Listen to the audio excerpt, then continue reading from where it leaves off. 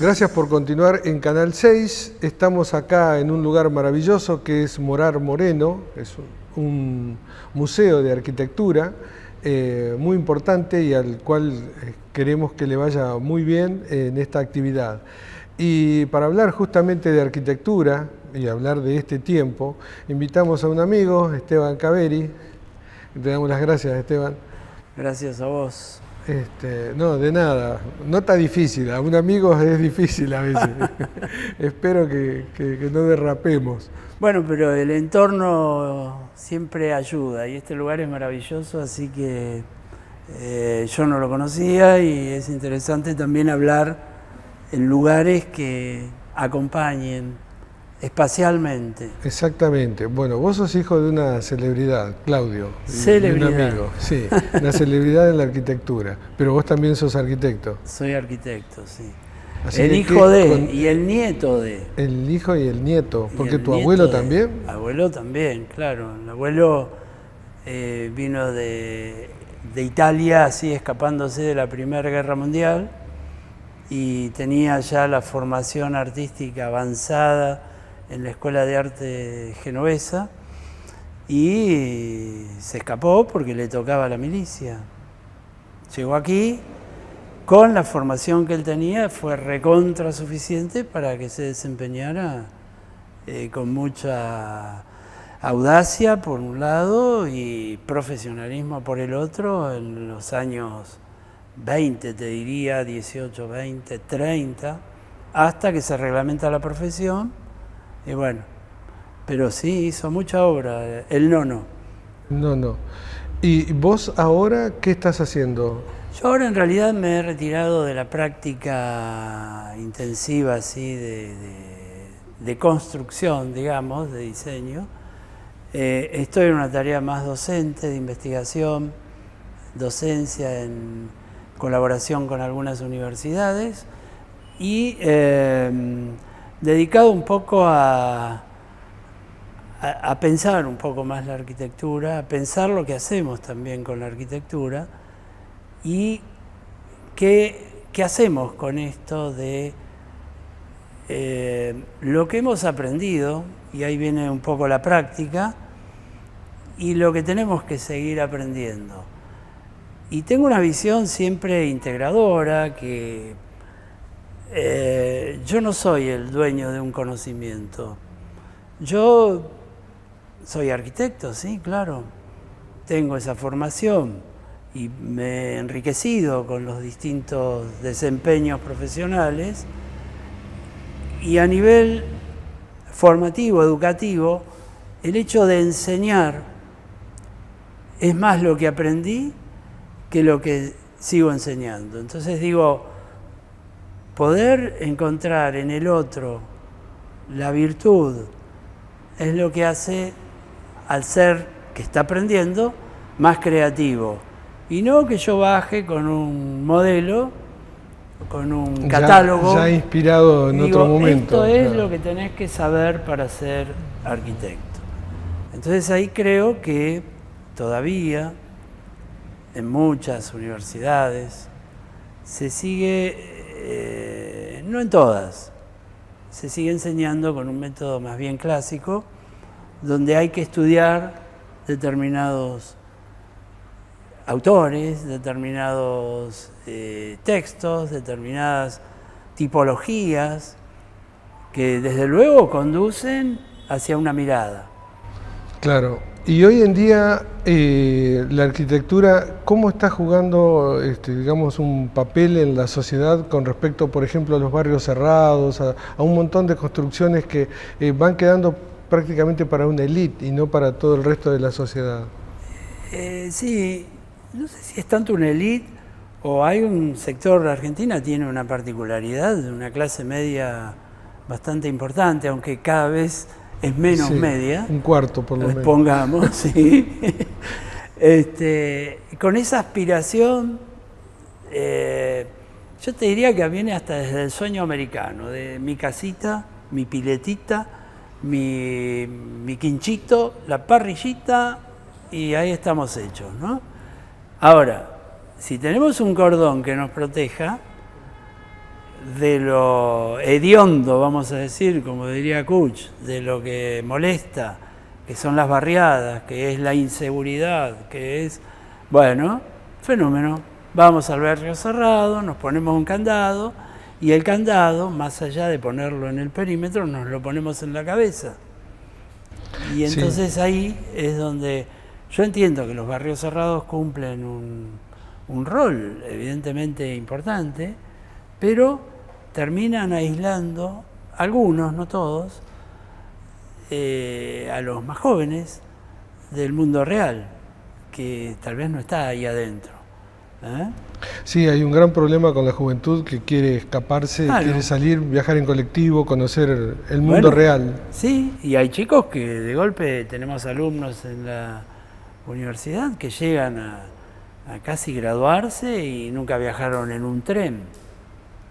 Y bueno, esto de, yo estoy en la zona de Pilar, vienen de la mayoría de los countries de la zona, y entonces vos decís, ¿cuál es el intermedio de eso, ¿no? La vereda, la calle, el espacio público. Claro, como hemos cedido ese territorio, en algún momento por los muros, en otro momento por el miedo, por la inseguridad, y se perdió eso público. Y los barrios cerrados resolvieron lo público dentro de un esquema controlado, ¿no? Jugás con el vecino que tenés ahí. Antes era distinto, no digo como una cosa que hay que añorar ni volver, pero el hijo del doctor con el hijo del verdulero.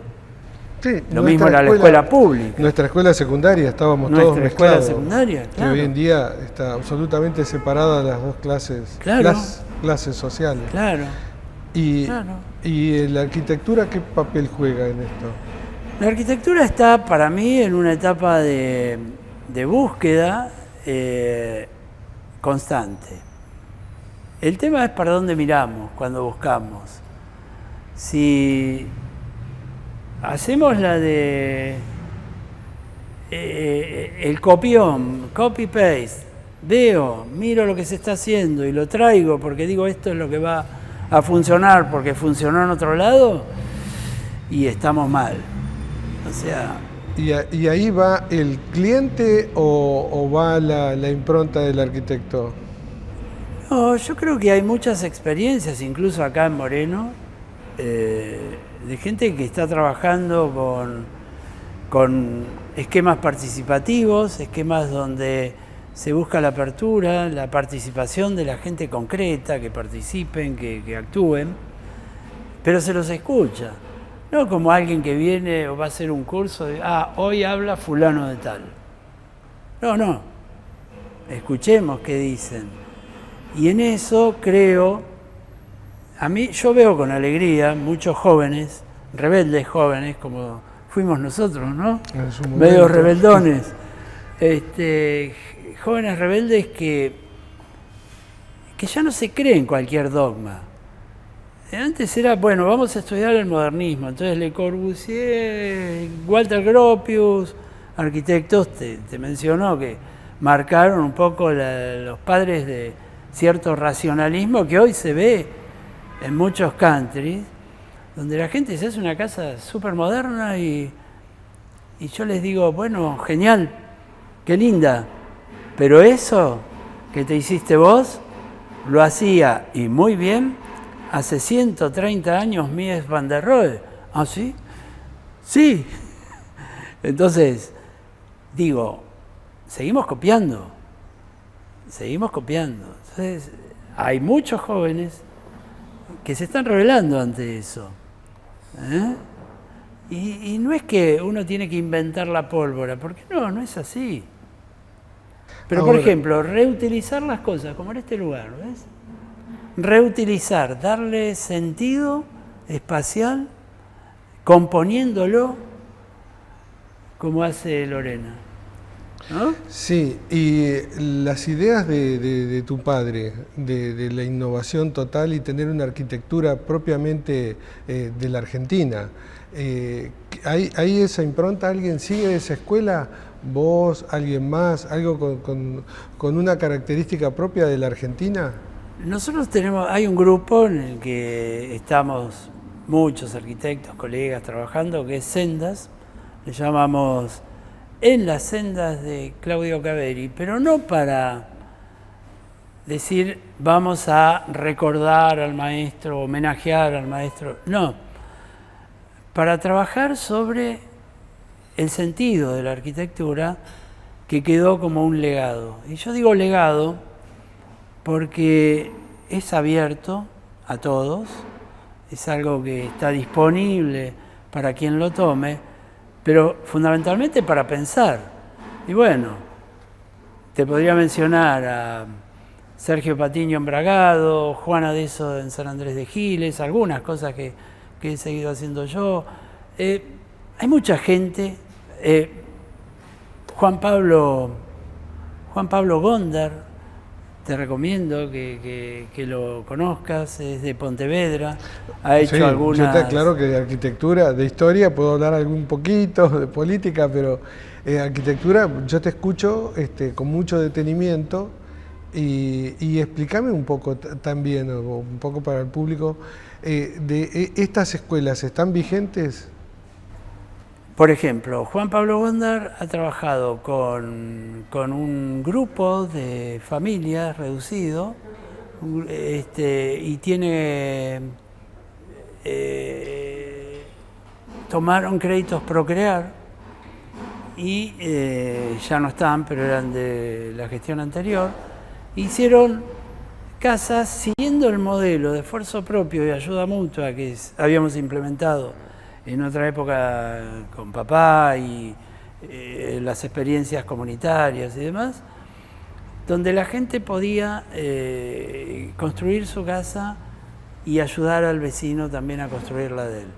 Estas experiencias siguen vigentes en muchos casos y son valiosas. ¿Y por qué se dejaron de lado eso que era algo tan práctico, ¿no? Que la gente a veces los fines de semana podía construirse su casa y era parte de la comunidad, bajaba los costos? Hay un Sálvese quien pueda instalado hace un tiempo y ese Sálvese quien pueda a veces juega en contra y también hay tal vez un pequeño ego o gran ego de nosotros los colegas y nuestros colegas que a veces queremos el protagonismo absoluto de la obra. ¿Y no tiene que ver la obra pública en eso? Es decir, sacarle a la gente la posibilidad de autoconstruirse o construir en comunidad y dárselo a una empresa. Claro, pero como decía un amigo que vos, Raúl Zavalía, lo conocés, decía que la empresa constructora más grande de la Argentina era la de los autoconstructores. Y yo digo, ¿cómo acompañás ese proceso? Y con un compromiso personal importante. Entonces después viene el tema de las colegiaciones. Yo digo, el Colegio de Arquitectos, ¿qué rol cumple en todo esto? Las instituciones intermedias, ¿qué rol debieran cumplir? Acompañar esos procesos para que se pueda dar esa consulta con el autoconstructor de manera más pública y no sé si alguien la tiene que subsidiar, veamos cómo, entre todos, porque evidentemente... Vos decís que vaya la gente al colegio de... Por ejemplo, que haya consultorios como existen de arquitectura, y abiertos, que orienten, para que en vez de gastar tanto cemento, por ejemplo, en una columna que no hace falta, se ahorren ese dinero y lo inviertan en una mejor iluminación o ventilación de sus propias viviendas, que va a redundar en mejor salud, en mejor habitabilidad y demás, ¿no? ¿Los materiales, ya que tocaste ese tema, van cambiando la arquitectura? Los materiales van cambiando, claro. O sea, permanentemente. El tema es que la gente común accede a los materiales más tradicionales porque dan la posibilidad de ir haciendo las cosas de a poco. El mundo conocido también. El mundo conocido también. Entonces las nuevas tecnologías son muy costosas porque requieren de un montaje completo, entonces nunca tenés todo el dinero y te queda por la mitad y es una macana. En cambio, si hacen una pared, la levantaron, llegaron hasta un punto usaron ladrillos comunes, pueden seguir en cualquier momento que no pasa nada. Entonces hay también una disponibilidad de recursos escaso y en cuentagotas. Y por eso la autoconstrucción en nuestro país básicamente es tradicional. Sí, por las dudas, vamos a explicar que mucha gente no solo hacía autoconstrucción, sino que se armaban barrios donde se ayudaban, como es el caso de la cooperativa y otros que también hizo Rolo Freire, también me acuerdo, en unos barrios donde los vecinos se ayudaban entre ellos los fines de semana y iban avanzando en la obra. Ese concepto era de esfuerzo propio y ayuda mutua. Vos empezabas los cimientos de tu casa y íbamos todos a ayudarte con el llenado de esos cimientos. De golpe, mientras eso fraguaba, se empezaba a replantear otra, o había otra que ya se había empezado y empezó con la mampostería, y todos colaboraban en la construcción de, por ejemplo, 5 o 6 viviendas. Eso funcionó muy bien, pero requiere de una conciencia colectiva y social, que hoy toda la globalización, yo te digo que arrancó con la época de segundo gobierno de Menem y demás, y nos separó mucho, empezamos a cómo nos salvamos cada uno individualmente. Sí, es decir, que lo sociológico, digamos, y sí. Yo no sé si tanto político, sino más lo sociológico, creo yo que es lo que... Vos hablabas de la obra pública. ¿Cuál es el rol del Estado? ¿Cuál debiera ser? Yo creo que tiene que ser un árbitro. Algunos no quieren que juegue y lo ponen de manifiesto, dicen la obra pública no, debiera estar en manos privadas. Y bueno, en algunos casos sí. Yo no es que soy un enemigo, pero digo... ¿Quién le da sentido a una obra en un barrio? Por ejemplo, yo voy a contar una anécdota de un amigo, Sergio Patiño, en Bragado. Acerías Bragados, la historia la conocemos, se hace un barrio, casi una villa alrededor. Él logra, este arquitecto logra, armar un proyecto para una escuela pública. Consigue los fondos porque era pública, y hacen la obra maravillosamente bien, claro, desde el punto de vista arquitectónico dirán, es un galpón con forma, macana. Los chicos trabajaron hasta en el diseño de las rejas. Y decían, uy, se roban los materiales, los vecinos del barrio, los que compraba la provincia. Y él decía, bueno, no es que se roben, están mejorando el barrio, porque esos materiales terminaban en una mejora puntual de una casita de uno, de otro, de otro. Entonces, sin pedir permiso. Sin pedir permiso, obvio. Pero digo, bueno, ¿no está bien? No, claro, pero hay otra cosa que sí está bien. Entonces digo, cuando la obra pública elige y dicen no, que lo hagan los privados, el privado va a ir a donde es rentable. Ahora, hay una obra pública que es indefectible, o sea, hay obra pública porque es público, como es un puente o un camino que lo tiene que hacer el Estado, sí, o un privado, pero lo debe manejar el Estado. Sí. Pero yo me refiero a la construcción de viviendas hechas por el Estado y no por la propia gente, que muchas veces bajaría los costos, daría otra impronta y otro movimiento. O por lo menos una parte de eso, las terminaciones, no sé qué, porque no soy especialista en construcción, pero yo creo que mucha obra en los barrios la podría hacer la gente, ¿o no es así? Sí, sí, sí. De hecho, el problema que vos tenés, que tenemos los argentinos, es que hay una gran intención de hacer. El tema es que tenemos una máquina de impedir, que es el mismo Estado muchas veces, o sea... Y bueno, estamos en un momento bisagra. Sí, y claro, porque que no te aprueban el plano, que el tipo no puede pagar los derechos de construcción, que el Colegio de Arquitectos pone en artículo no sé qué.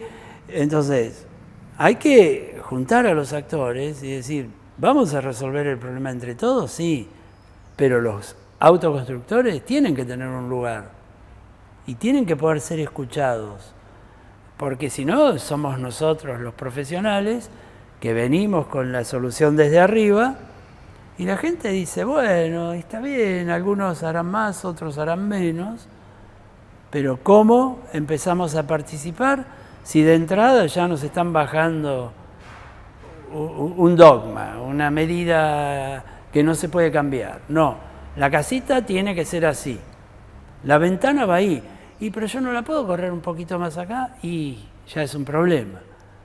Entonces, tampoco... ¿Y eso, el origen de qué es? ¿Municipal o dónde está la normativa? No, el otro día estuve en Obras Públicas con la anterior gestión, viendo un poco cómo han... ¿Acá en Moreno? En Buenos Aires. Estuve con Freddy Garay. Claro, ellos hablan de un nuevo modelo que trataron de imponer el patio en las nuevas obras públicas de colegios secundarios. Y el patio es como esto es un lugar. Y hay patios que terminan siendo no lugares. Te lo pongo en términos más sencillos. Si en una escuela hiciste un patio y a la primera visita a esa escuela encontrás que todas las sillas rotas, que no saben qué hacer, las tiraron en ese patio, evidentemente no tomaron el patio como un lugar, sino como un depósito. Como un depósito. ¿Entendés? Entonces, el patio es parte de la arquitectura y parece que como no son metros cubiertos, hay que cerrarlo, hay que hacerlo utilizable como para guardar las sillas. Pero no, mirá, el patio era para. Y eso es docencia también. Y estos tipos, buenas ideas, buenos proyectos de arquitectura, pero caían en lo mismo. Les dejan en bandeja servida y van a cerrar el patio y van a llenarlo de sillas rotas. Por ahí es del mismo tema, pero viendo. ¿Y en América Latina qué papel juega Argentina en la arquitectura? Argentina ahora está, yo te diría que hay un proceso de, vuelvo a decirlo, de búsqueda. Estamos un poco como mirando. Hay gente muy osada, que se ha animado mucho a hacer cosas distintas en otros países y tomando materiales más autóctonos. Acá de golpe tendríamos tanto para desarrollar el adobe y nuevas técnicas con el adobe, el barro. Sí. Y hay gente que lo está haciendo. En América Latina, en algunos países se están desarrollando el tema del bambú, de la caña, de otros materiales que permiten tener una mirada más local a partir de nuevas tecnologías, si querés, en el dibujo, el AutoCAD o cualquier sistema que permita representar formas más complejas de manera más simple. Nosotros ahí estamos en varios... Hay mucho por hacer. Hay un camino Hay un camino, claro. por recorrer. Sí, en Perú hay un desarrollo interesantísimo, en México, en Venezuela. Digo, en Colombia, por ejemplo, ¿cómo combatieron? No digo que lo hayan terminado. El tema de los pibes de la droga. Bueno, ahí hubo un proyecto de Rogelio Salmona interesantísimo, ya falleció, es un arquitecto colombiano que estudió con Le Corbusier. El tipo propuso una serie de bibliotecas populares, pero la biblioteca tiene el problema del libro, digamos. Ahora vamos a hablar del libro. Casi nadie lo lee. Sí. Casi nadie lo lee. Entonces, quieren todo ya, todo inmediato, todo. Bueno, estas bibliotecas tienen hemerotecas, tienen internet y demás para que los chicos se involucren, pero también tienen un aro de básquet, una canchita de fútbol. Entonces, los chicos se empezaron a acercar a esos centros comunitarios, pequeños, con biblioteca. La biblioteca es un nombre. Hay libros, pero también tienen internet, también tienen... Hay gente que le gusta leer. Y hay gente que le gusta leer, y claro, y hay que incentivarlo por ahí. Porque de golpe te cansaste de hacer algo, de ver internet y te pones con un libro físico. Ver un libro físico para algunos chicos es wow, ¿no? Entonces digo, ese ejemplo en Colombia dio muchos resultados para sacar a los chicos de la calle. Acá estos intentos a pulmón Y hay que apoyarlos porque están inspirados en esos modelos. Ahora, la mirada, creo yo, desde el extranjero hacia la Argentina, cuando viene a Buenos Aires, es una arquitectura europea. Claro, nosotros ya desde Avenida de Mayo Sí. la tenés como la más europea de las ciudades americanas, no hay dudas. Pero creo que la Argentina no tiene que estar tan preocupada por tener una arquitectura propia, sino por apropiarse de la arquitectura. Y eso significa darle sentido a las cosas que haces. Una vez que te apropias, lo demás va a venir solo. Bueno, hablamos un montón de arquitectura, hablamos de libros. Explícame qué es el libro que traes acá, qué has hecho. Este libro que te traje es un trabajo pre-pandemia, lo había empezado antes de la pandemia. Después que falleció papá, las consultas sobre papá crecieron a nivel mundial. A veces se le da más bolilla, sobre todo en países de habla hispana, pero gente que sigue estudiando su obra y recurrentemente preguntaban lo mismo. Entonces yo empecé a hacer una especie de catálogo de respuestas, ¿no? Y ahí se me ocurrió que había un camino que empezaba, acá hice un croquis también en pandemia, de la iglesia de Fátima, Que está que es la que hizo papá en Martínez, en el año que nací yo. Vos también naciste en ese año. Se inauguran... No, aclaremos que son mayor que yo. Soy más grande que vos, sí. Pero somos del año 57. Exactamente. ¿Sonás? Así que en el 57 se hizo la En el primera... 57 se hace Fátima y 40 años después hacemos juntos otra Fátima en Ingeniero Mayuit. Y esa la hacemos juntos. Ah, esa no la vi. Está en Ingeniero Mayuit, sí. Bueno, y acá en Moreno, por las dudas, aclaremos, es el arquitecto de la iglesia de Guadalupe. Sí, bueno, papá Victorica Moreno hizo muchas obras. Sí, sobre todo Guadalupe, que es el emblema, que fue La más emblemática, la más linda. la denominada UAT de Moreno, ¿no? Muchos años, la UAT. Digo, también es un camino, esto es un camino, este libro es un camino, y es, de alguna manera, un legado abierto de la obra que hizo él. Hablo de la obra que hizo, este es para vos, obvio. Ah, bueno, Ese gracias. es para vos. De la obra que hizo mi abuelo, Sí, rápidamente la describo, sí. de la obra que hicieron juntos con Eduardo Ellis, el arquitecto Eduardo Ellis uruguayo, que fue el primer socio de papá, toda la etapa comunitaria. Está la escuela La escuela que está en Trujuy, la escuela de la comunidad Tierra, de la comunidad Tierra.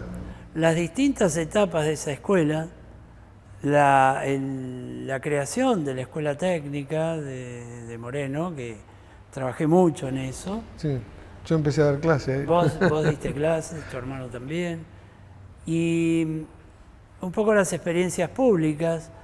Bueno, lo que fue- acá estoy viendo, ahí quedó una iglesia también. Quedó una iglesia. Las experiencias La madre de la públicas iglesia. en la reformulación del hospital de acá de Moreno, lo de Olmos, la cárcel de Olmos, una experiencia realmente inédita. Y un poco esa descripción como camino, como senda, donde la arquitectura atraviesa toda mi vida, desde luego, desde chiquito, desde muy chiquito, y luego como colega de papá, trabajando juntos, algunas anécdotas de cosas juntos, y cómo también ellos empezaron ese proyecto comunitario, y ahí es donde te digo lo importante de tener esos testimonios, como podría ser, si algún día la podés convencer. Sí, no demos nombre porque realmente merece prácticamente un documental, hablar de lo que fue la cooperativa Tierra, claro, ahí en Trujuy, a 10 cuadras más o menos de la ruta 23, para los que no conocen. Hoy está muy cerrado eso, pero hay una iglesia ¿Cómo el nombre actual es? Trujú, la iglesia... La iglesia de Santa María, perdón, la iglesia María María Madre de de la iglesia. Hay la escuela, perdón. La escuela Integral Trujuy. Integral Trujuy, Integral sigue Trujuy, llamándose sí. igual. Lo importante de ese trabajo es una descripción, en algunos momentos es autobiográfica, en otros momentos es biográfica, en otros momentos es simple un relato, de todo un trayecto de vida, ¿no? Y cómo concibo yo también esto que he mencionado anteriormente de la enseñanza. O sea, yo lo concibo como un proceso de enriquecimiento mutuo, ¿no? Sí, de ida y vuelta. De ida y vuelta. Tomándolo. Recíproco, palabra que me gusta usar mucho. Recíproco. Recíproco. Bien. Sí, sí, sí. Bueno, en ese métier te encuentra esta vida en este momento. Entonces, ¿estás dando clase también? ¿O? Sigo dando clases. ¿En qué universidad? Estoy en la Universidad de El Salvador. Trabajo en lo que es diseño estructural y arquitectura. Trabajamos con un proyecto que tiene mucha vinculación con lo que sería el eje de arquitectura, ciudad y territorio. Y bueno, la facultad tiene sus límites y como te dije, estamos abriendo siempre esta búsqueda de debatir arquitectura en el grupo Sendas, que es un grupo abierto donde hay distintos actores que proponen un poco esto, sentarnos a pensar no solo la arquitectura, ¿no? No solo la arquitectura. ¿Cómo ves este museo? Que para mí es maravilloso. Esto es una obra que anda por ahí, que yo no conocía. Lorena Castro. Lorena Castro me invitó varias veces y por distintas razones yo no he podido venir. Ha habido algunas cosas que recién ahora podría decir estoy ordenándome en la vida, después de algunos sobresaltos familiares.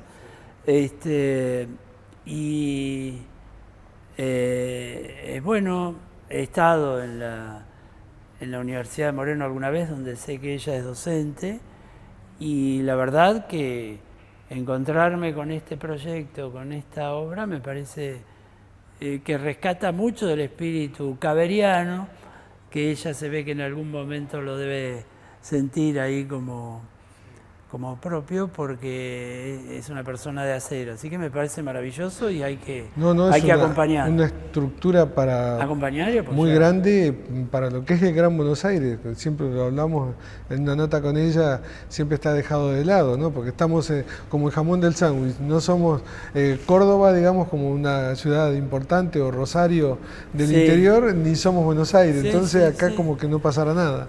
No, y creo que lo importante de esto es que se está haciendo. Y hoy, cuando yo hablo de los libros como legado, no es para tenerlos en un anaquel. Mi viejo ha hecho muchas cosas y maravillosas, pero dejó mensajes.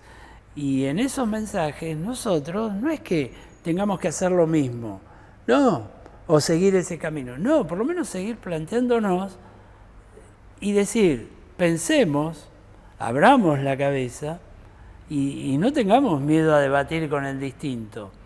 Una de las frases de la comunidad y de papá más reconocidas es unidad en la diversidad. Y eso es lo más difícil. ¿Pensás distinto? Bueno, dale, hablemos, sumemos, no nos matemos. No separemos la sociedad por pensar distinto. Es que si pensamos distinto, va a salir algo mejor. Sí, se enriquece. Claro.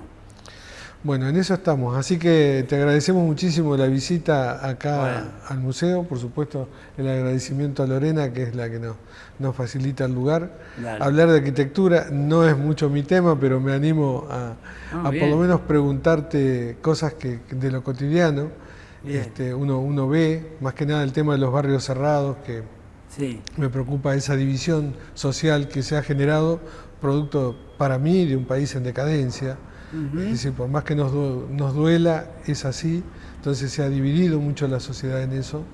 Y que eso después se refleja en muchos aspectos de la vida, porque Sí. creo yo que genera que mucha gente crea que está salvada y en el barco estamos todos. En el barco estamos todos. Así que te agradezco muchísimo la presencia, Esteban, un amigo Un amigo. de muchos años. De muchos años. Y de militancia, ya todavía en También. dictadura, porque Es verdad, sí. Cuando era más difícil. cuando era más difícil salir a pintar. Sí, tal cual. Bueno, muchísimas gracias. Gracias Esteban. a vos, Omar. Fue muy grato Has- estar aquí y gracias a Lorena y a todo el equipo. Es un gusto, vamos a mostrar bien el libro después, Jorge nos va a mostrar, así Bueno. te agradezco el libro, me lo voy a leer, no vale en aquel, lo voy a leer. Bueno, bien. Gracias, Esteban. De nada. Bueno, nos vemos en la próxima. La UNM es una universidad nacional, pública y gratuita. Podés elegir entre una oferta académica de 14 carreras de grado universitario, 2 ciclos de licenciatura y 8 tecnicaturas universitarias. Inscribite y conoce más sobre las carreras en www.unm.edu.ar. Universidad Nacional de Moreno. Nuestro derecho, nuestro lugar, nuestro futuro.